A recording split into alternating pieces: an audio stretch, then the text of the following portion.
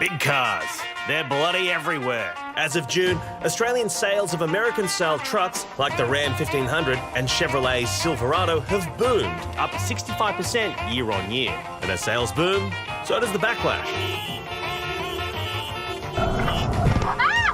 But who is behind the wheel of these titanic trucks? Australia is a big country, so if you're out in country areas, they allow you to tour big miles in comfort really easily. And then you've got people who are buying them in the city, kind of as, well, a bit of a flex. They're kind of cool. We're going to need a bigger truck.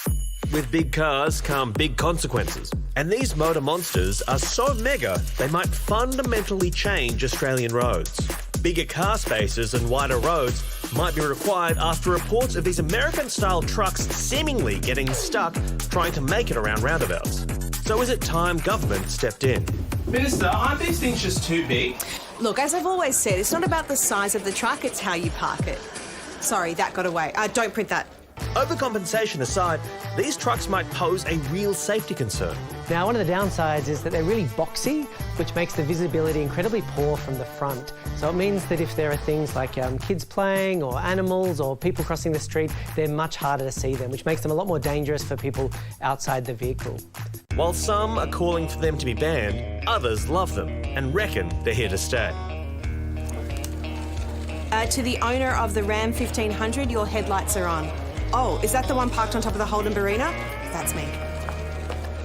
So with sales booming and showing no signs of slowing down, is it time we tightened regulations to tame these beasts? Or could we just shut up and drive? Shut up and drive. Depends a bit on where you live, doesn't it? Yeah, I think so. Yeah. Because if you find any of these in supermarket car parks or whatever and they're taking up more than one spot, that drives me absolutely crazy. What do you mean? Like they're... Well, they're so big, they're bigger than a standard parking spot. Yeah. Have you ever come to pull into a spot and it's overhanging by like half a car? Not really, but... Well, I that's can because you've got a driver, Hamish, and you never have to park anywhere. Do his own shopping. Oh, lucky you. But I know exactly what you're saying. They can take up to 4 spots.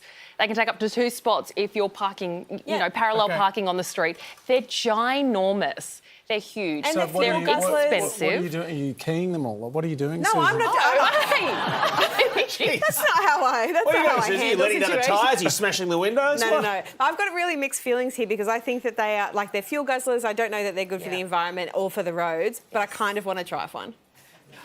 Interesting. Yeah. Have you ever driven a monster truck? Do I look like I've driven a monster truck? The answer to that is yes. I didn't think you would have, but obviously if the producers of the show are watching, let's get Susie one of them monster trucks, Oh, you know? I'll do that segment. Yes, I will. Yes, yeah.